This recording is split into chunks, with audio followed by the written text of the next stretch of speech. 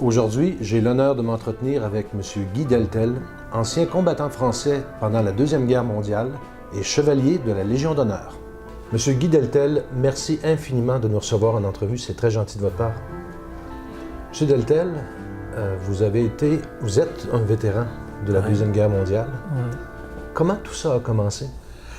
Ah ben, ça a commencé, bien entendu, à la guerre 39-45. Là, à l'époque, j'étais jeune, j'avais 16 ans.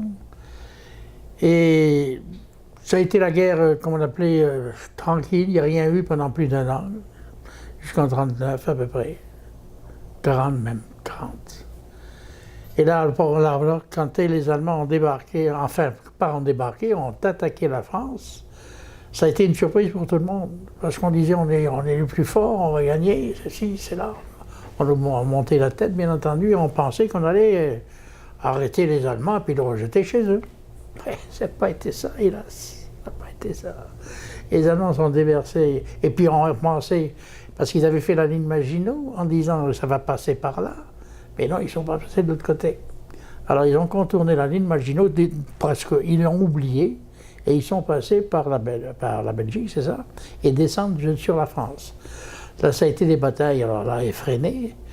J'étais jeune, on subissait, enfin, on écoutait ça, mais on ne le voyait pas parce qu'on était en Algérie.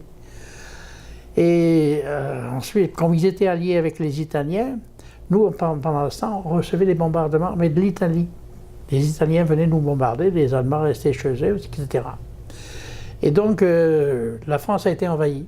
Et Pétain, à ce moment-là, est arrivé et a arrêté la milieu de la France. Alors, il y avait les zones occupées et les zones libres. La zone libre qui avait quand même les Allemands en permanence, ou presque. Et c'est là, d'ailleurs, où il y a eu également les les forces françaises libres, qui se sont regroupées, qui faisaient des attaques, ils faisaient sauter les trains, etc. Enfin, ils se battaient le plus possible qu'ils pouvaient. Mais bien entendu, sous le joug des Allemands. Alors c'était toujours pas en séparation, mais comme des renards qui allaient percer et faisaient une bombe pour faire sauter le train qui passait, etc. Alors ça a duré pendant un certain temps, jusqu'au jour où l'Allemagne a décidé d'envahir la France au complet. Alors il y avait Pétain qui était là, parce que quand Pétain c'était dans zone libre, pour s'engager, d'ailleurs quand je me suis engagé moi-même, j'avais 18 ans, j'ai eu 18 ans le 19 août, le 20 août je partais m'engager. Vous avez décidé volontairement? J'ai décidé volontairement, d'une part pour choisir mon armée, pour choisir l'arme que je pouvais avoir, sans être décidé par l'armée. C'est moi qui décidais moi-même d'où je voulais aller. Et j'ai choisi le tirailleur marocain, l'infanterie qui était au Maroc, et je suis allé à Marrakech. Alors là, c'était bien entendu à cette époque, on n'avait rien. On avait à peine des armes. Quand l'armistice, pas l'armée, mais l'armistice, c'est-à-dire les Allemands et les Italiens venaient nous visiter dans les casernes, nous on sortait pour dire on n'a que des malades ici et là dans les casernes, et ils ne nous voyaient pas. On disparaissait dans la nature afin qu'ils ne sachent pas l'effectif qu'on avait. Et nous, alors à ce moment-là, bien entendu, comme la France était occupée, on s'entraînait, mais on avait, comme je vous dis, juré fidélité à Pétain, parce qu'à l'époque, c'était Pétain qui nous gouvernait à Vichy. De Gaulle n'était pas... Oui, De Gaulle avait était parti à Londres, en Angleterre, et formé, lui, de son côté, une autre armée, mais c'était des armées différentes. Parce que l'un était sous la coupe, malgré tout, allemande, et l'autre, pas sous la coupe, mais enfin en Angleterre. Donc moi, j'étais avec l'armée Pétain et Giraud, qui était à l'époque son général en chef. Et il nous avait fait jurer fidélité à la Pétain. Alors c'est ça qui est arrivé. Bon, moi je me suis engagé dans l'armée. Il y a eu une période d'entraînement. Il y a eu une période d'entraînement où on avait des fusils de 1914 qui retapaient, qui étaient très grands et en tout cas, mal foutus. Mal foutus, c'est la vérité. Mais quand même, on faisait des exercices soutenus pour la marche surtout. Parce que comme on était division, on était d'infanterie, donc on était supposé marcher. jusqu'au jour où, quand la France n'a pas été libérée, mais quand les Américains ont débarqué et qu'on a formé une armée française, c'est là qu'on avait tout ce qu'on faisait comme marche, c'était en prévision d'une guerre par la suite. C'est pour cette raison, quand on est débarqué en Italie, on a marché 450 km de Naples à Florence à pied. Ce qui est, c'est que je m'en allais justement vous demander, quand vous êtes débarqué en Italie en février 1944, c'est ça. La bataille, c'est-à-dire la campagne d'Italie, était déjà commencée. Ah oui, déjà commencé. La campagne. Et vous vous dirigiez vers Monte Cassino. C'est bien ça. C'est bien. C'est ce qui est arrivé.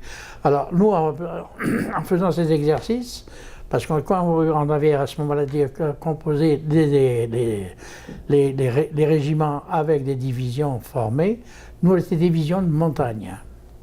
En étant division de montagne, on a fait tous nos exercices à Tlemcen, etc., tout le temps en prévision des montagnes. Alors, on avait cet exercice en pied, pour ainsi dire, pas en main, mais en pied.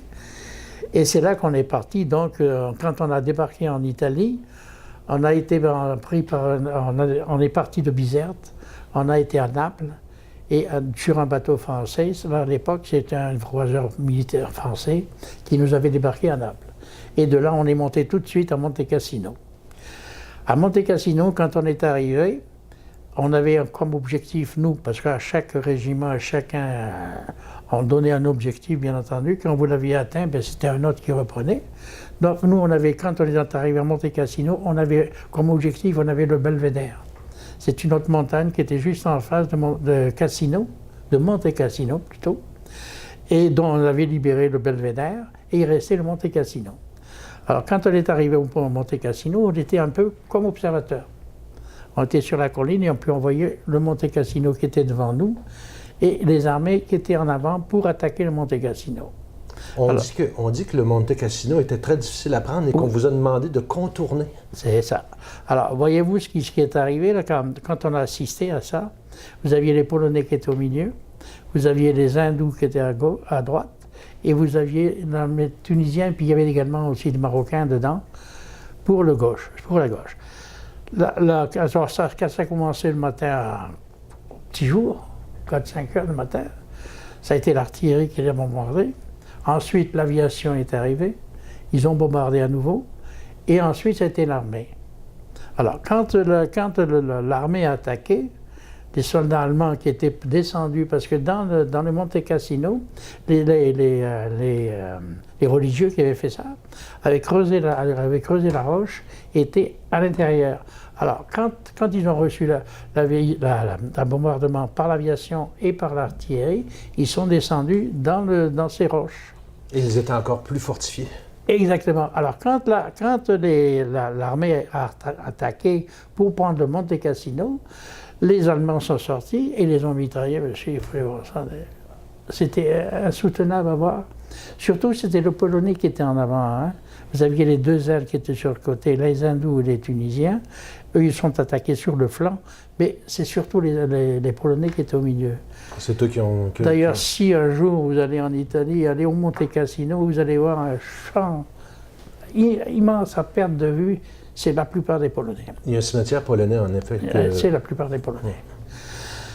Donc, et puis vous, dans le fond, c'est qu'on vous a demandé, de par vos capacités en montagne, oui, d'essayer de contourner par les monts Arunsen. Oui, alors ce qui s'est produit, c'est que bien entendu, ça avait été dirigé par les Américains.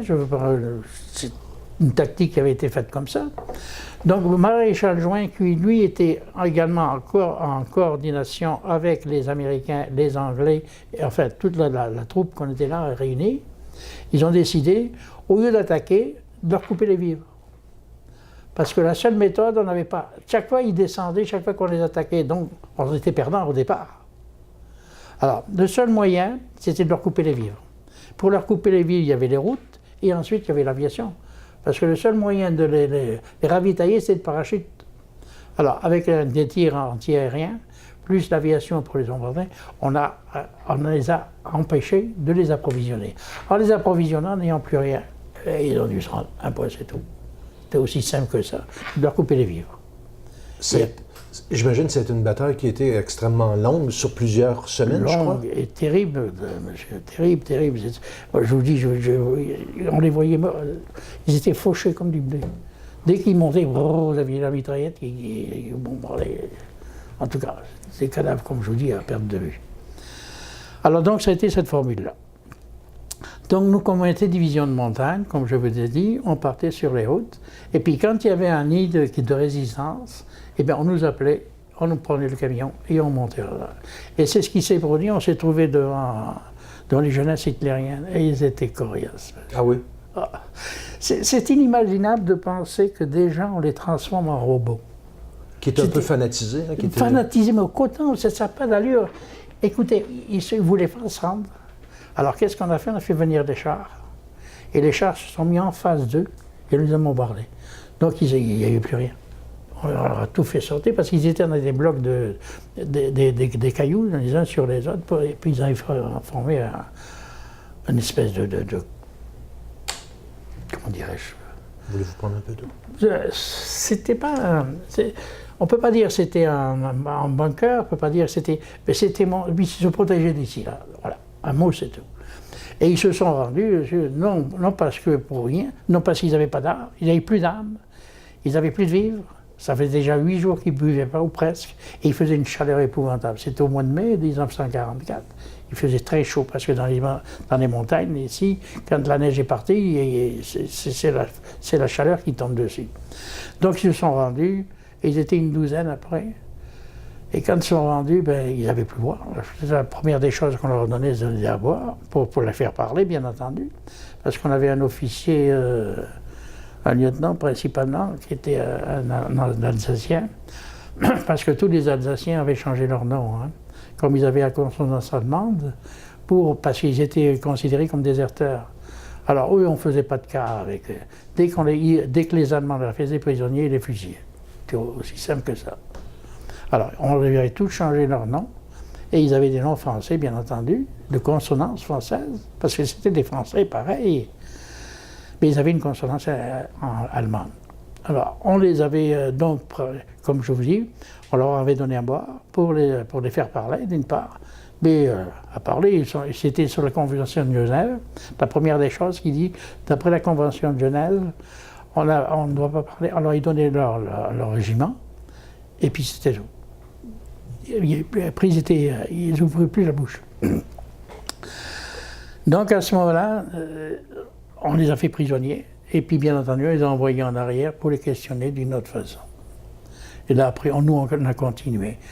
Mais ça a été dur parce que ce fanatisme de les obliger, enfin, ce fanatisme et parce que je ne sais pas si vous savez comment ça avait été fait, ce fanatisme-là.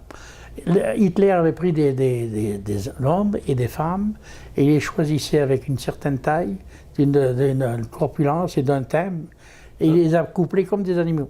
Pour des portraits. Comme des animaux. Et là, c'était plus le couple qui prenait les enfants, c'est eux qui prenaient l'enfant. Dès qu'il était au sauvage, il les prenait et il les formait à l'image d'Hitler, en leur disant que c'était une race aryenne, nettement supérieure, et qu'ils allaient dominer le monde. En tout cas, je ne sais plus qu'est-ce qu'ils leur racontaient, mais ils y croyaient ferme, dur comme fer. Hein. Et ça se voyait dans leur attitude sur le terrain. Dans leur attitude, parce que quand je vous dis, quand ils l'ont fait prisonnier, il ne respectait plus qu'un caporal, tous les officiers étaient morts. Il restait qu'un caporal, une dizaine d'hommes. Et donc ils se sont mis, donc il a servi à boire tout le monde. Et quand ça a été au deuxième tour, il ne restait plus d'eau pour le caporal. Il n'a pas bu. Il n'a pas bu. Il a donné à ses hommes, mais il n'a pas bu. Il n'y avait plus d'eau. Parce qu'on n'avait pas non plus de l'eau à fournir à la Légion. La société, hein. Et alors, on leur a... C'est vraiment un geste particulier en fait, c'est un geste d'un dirigeant militaire. Oui, c'est ça. Alors donc, on prend les pluies, puis nous, on a continué à avancer, bien entendu. On ne s'est pas arrêté là, parce qu'il y en avait toujours un peu plus. Mais c'est moins fanatique, ça dépend des zones. Bien entendu, suivant l'attitude de certains, où ils se rendaient, où ils ne se rendaient pas. Et celui-là, ils se sont rendus parce qu'il n'y avait plus rien. Il ne restait que le couteau. C'est aussi simple que ça, il n'y avait plus d'armes, plus de rémission, plus rien, plus à manger, plus rien. Les gamelles vides, hein. Alors bien entendu, je ne pouvais pas aller plus loin. Donc nous, on a continué en Italie à avoir ça. Et bien entendu, à tout bout de champ, on avait des arrêts, parce que comme je vous dis, on était division de montagne, donc il y avait un îlot qui résistait, on nous emmenait et puis on se battait avec. Oui, en tout cas, c'était pas drôle de voir ces gens, de voir ces jeunes, 18-20 ans, ils avaient à peu près le même âge tous. Cette abnégation de soumission à un homme qui faisait mener un coup de trick et un coup de pied dans le cul, excusez-moi l'expression. Mais c'est cette soumission qu'il a, c'est inimaginable. Comment était le moral des troupes du côté des Alliés? Ben, on était bons parce qu'on avançait. On progressait, alors bien entendu, on était guéris, mais il y avait des bombes. Hein? Parce que quand ils partaient, monsieur, ils nous laissaient des traces derrière eux. Des mines partout. Ça sautait. Alors là, la mine au début était avec des petits plombs. Ça arrivait à sauter à peu près à 1 mètre de la taille, et à hauteur des testicules et compagnie. Là, ils sont dit comme ça, ils ne reposaient plus. Mais après, ils n'avaient plus de cailloux, ils n'avaient plus de petits bons. Ils mettaient des boîtes de conserve, n'importe quoi. C'est encore pire, parce que la boîte de conserve, ça vous coupait. Hein. Si ça vous rentrait peut-être pas dans la chair, mais ça vous coupait, c'était encore pire. Et infecté, bien entendu, parce qu'ils ne nettoyaient pas. Alors c'est encore pire, mais c'est là où on a eu des morts. Tellement bien, nous, après la campagne d'Italie, notre division, notre régiment était dissous. On avait perdu tellement d'hommes. Vous avez perdu quoi? Peut-être 2-3 000 hommes? Ah oui, certainement. Ah oui. Parce que je vous dis, notre régiment était complètement dissous. Tellement bien. Moi, j'étais du 2e RTM, qu'on appelait, et je suis passé au 6e RTM, parce que, comme division, comment on appelait ça déjà? La division de montagne? Oui, on était division de montagne, mais je veux dire, comme régiment de... Non, parce que notre régiment, qui était 2e, comme vous dites, RTM, il ne respectait plus qu'un bataillon. OK. Et le régiment fait 3 bataillons. Hein. Alors, donc, pour un bataillon, on était réunis au 6e RTM, parce que aussi, ils en avaient pas perdu, parce que dans la division de montagne, il y avait le 2e RTM de Marrakech, le 6e de Casablanca, et le 3e de Meknès, qui formaient un bataillon, une division de montagne. Alors donc cette division de montagne a été pas dissous, mais rassemblée de plus en plus, parce qu'il ne nous restait plus bon. Parce qu'à ce moment-là, vous êtes devenu caporal-chef, je crois?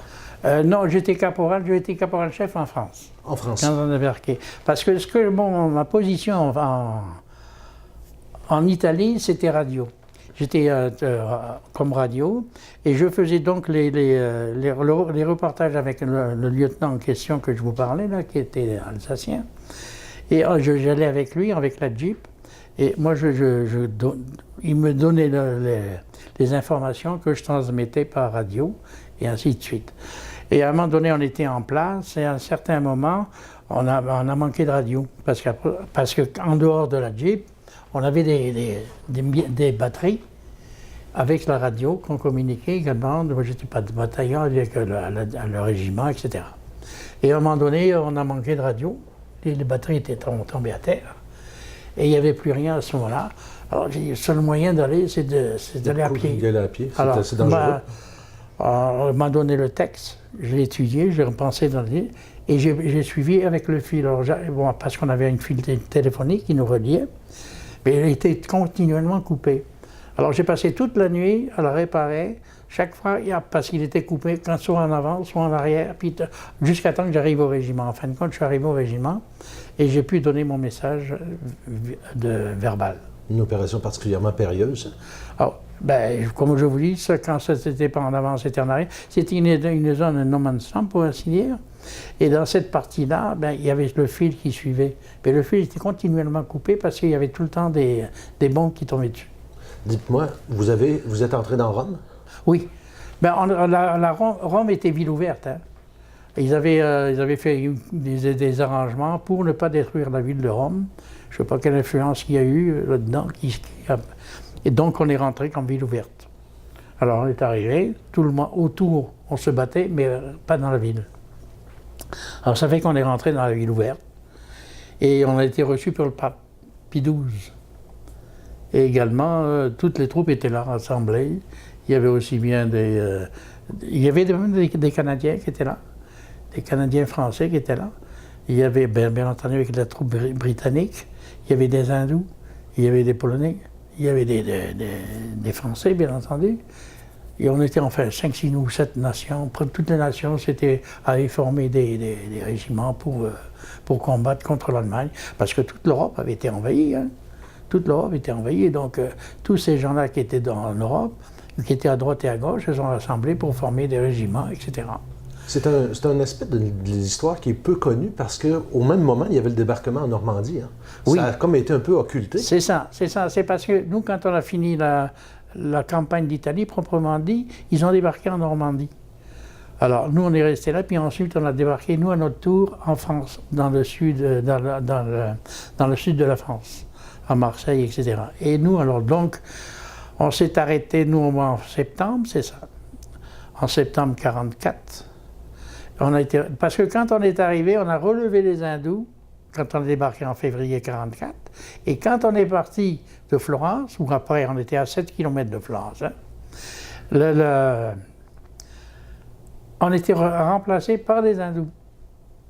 C'était assez caractéristique, comme je vous disais, comme c'était l'armée anglaise qui avait rassemblé toutes ces colonies aussi, alors bien entendu, il y en avait un peu de partout. Des hindous, des néo-zélandais, c'est des ça, Canadiens. c'est ça. Okay. Mais enfin, c'était caractéristique parce que nous, c'était les hindous, et bien entendu, leur faciès nous disait leurs origines. Leur origine. Alors c'est ça, après nous sommes donc débarqués à Marseille, et là en Provence, d'ailleurs, on a débarqué parce que c'était tellement brisé dans le port de Marseille, on n'arrivait pas à rentrer. Alors ils ont mis sur une péniche de débarquement, et on a débarqué sur le quai, enfin dans la plage, je ne sais plus où. Et là, vous vous êtes dirigé vers l'Alsace? Oui, alors là, on est monté par les Vosges d'abord. Si vous allez dans les Vosges, et que c'est près de Besançon, oui, ça s'appelle le Haut-du-Fin. Haut-du-Fin. Là, on a fait une bataille enragée, mon Dieu. C'était terrible, parce que là, on est tombé sur une autre catégorie de gens. C'était plus les hitlériens à l'époque, là c'était vraiment des gens de 30 ans à peu près. De 30 ans? Oui, grosso modo. Hein. Et en fait, ils étaient beaucoup plus vieux. Alors là, c'est pas pareil. Là, quand ils sentaient que la soupe était chaude, là, ils se rendaient. Ah oui? Oh, leur gamelle était pleine. Il n'y avait plus de problème. Il n'y avait pas de résistance? Ben, il y en avait. Il y en avait, mais enfin, jusqu'à une certaine limite. Pas à la folie. Parce que les jeunes d'Italie, c'était à la folie. C'était... mon corps est à ta disposition. Tu sais, tandis que les autres, ils réfléchissent. Parce qu'à 30 ans, déjà, tu as une famille. Tu es marié, tu as des enfants, ou un truc comme ça, tu sais. La peur du risque. Alors, moi, j'ai envie de voir ma femme, j'ai envie de voir mes enfants. Alors, on ne se bat pas jusqu'à plus rien. C'est pour cette raison, eux, ont retrouvé encore leur nourriture, là, toujours pleine de gras. Enfin, bien entendu, c'est un pays froid, hein, alors. Et il va se réchauffer avec des corps gras. Nous, c'était différent. En Algérie, c'était des corps secs. Mais enfin, c'est pour vous dire, la nourriture n'est plus tout à fait la même, parce que d'une région à une autre, il y a autre chose. Là, on est fin 44, début 45 à peu près? C'est ça. Oui, parce que, voyez-vous, on a débarqué en septembre 44, oui. Et là, on est monté dans les Vosges en octobre. Puis on est arrivé en Alsace en novembre. Parce que là, on montait, vous voyez, je ne sais pas si vous voyez la France, grosso modo, mais toute la lignée qui longe les Alpes, toute cette partie-là, on a perdu les Vosges, un peu plus loin, c'est les Alpes. Enfin, toute cette partie qui longe, aussi bien d'un côté l'Italie, après vous avez la Suisse, après vous avez l'Allemagne, qui monte, mais toute cette partie-là, c'est là où on est monté. Parce que nous, on n'était pas de l'autre côté. Ben, il fallait attaquer de chacun côté. Tu sais. Alors, pour cette raison, on prenait les Allemands, aussi bien par le nord que par le sud. De cette façon-là, on les encerclait et afin de les faire mourir. Les contenir. C'est ça, les contenir. Et donc là, on a fait, comme je vous dis, si vous allez un jour à Haut-du-Fin, dans les Vosges, vous verrez une décoration, un monument qui a été fait en l'honneur du 6e RTM, parce que moi, du 2e, j'étais passé au 6e quand mon régiment était dissous. Et c'est là on s'est battu comme des chiens enragés. Là. Tellement bien, enfin, pour vous citer le cas de quelqu'un, on avait vu un gars, tu sais, puis il est tombé, il est dit, mon Dieu. Et c'était un gars qui s'était engagé avec nous quand on a débarqué à Marseille. On cherchait des volontaires partout, tu sais. Enfin, il était venu avec nous. Et on a reconnu ce gars-là parce que c'était un rouquin. Alors, il avait été tué par une balle, qu'on l'avait vu tomber, et ensuite, il y a un obus qui est tombé dessus. Alors, il a déchiqueté. Et on a trouvé son bras un peu plus loin avec les polos. On m'a dit, c'est lui. Puis il avait sa plaque de militaire. Ça a été les dernières, comment je peux dire, les dernières résistances de l'armée allemande. C'est ça, c'est ça. Mais moins dur qu'en Italie. Moins dur qu'en Italie. Et vous avez été blessé juste... Alors, après, donc, j'en ai continué. On est monté donc en Alsace. Et ensuite, donc on a passé, oui c'est ça, on a passé Noël à Mulhouse. Et Noël, dans décembre, janvier, février, oui, avril, jusqu'en avril. Alors là, on a vu justement ça a été assez surprenant pour nous parce que on avait passé tout l'hiver sous la neige, bien entendu. Alors, on posait des mines, nous, à notre tour, parce que chacun posait des mines. Celui qui fait sauter l'autre. Et on faisait ça, et puis on faisait des patrouilles. On se cagoulait avec un drap blanc pour nous confondre avec la nature. Et on partait en rue pour sonder l'ennemi. Et c'est pour cette raison, à un moment donné, comme j'étais chef de groupe, là, j'avais avec moi des tirailleurs marocains, bien entendu. Alors, vous savez, quand vous partez en patrouille, ça forme un V. Alors, moi j'étais au centre, et puis vous déléguez des éclaireurs de chaque côté, et vous sondez l'ennemi. Alors, vous sondez pour savoir s'il y a un poste de résistance, ou s'il y a un mitrailleuse, etc. En sondant l'ennemi, comme ça, vous arrivez à détecter où ils sont pas. Et donc, moi je disais, alors ce qu'on faisait, vous avez un objectif, vous leur disiez, toi tu vas aller jusque là, toi tu vas aller jusque là, à hauteur d'un arbre, on leur situait ça, et puis ensuite tu reviens. Alors, lui revenait quand il avait fini, et on en envoyait 2 autres en avant. Et j'avais un tirailleur, franchement, c'est malheureux de le dire parce que c'était des Marocains, mais ils avaient une fougue qui était pas batailleur, mais eux aussi, un courage. Un courage. Parce que j'avais dit, hein, tu vas aller là et tu reviens. Ah, il me dit, non, moi, il n'y a plus rien ici, moi je vais plus loin. Je dis, non, ça, chacun son tour, reviens vers toi. Et il voulait rien savoir. Tellement bien que je voulais donner une citation, parce que j'avais le droit de donner des citations. J'ai dit, je vais le citer. Ah, il me dit, on a déjà cité. On a vu ce qu'il faisait, tu sais. Mais c'est, en tout cas, je vous cite ce cas de guerre qui était assez spectaculaire parce que j'avais beaucoup de respect pour les Marocains.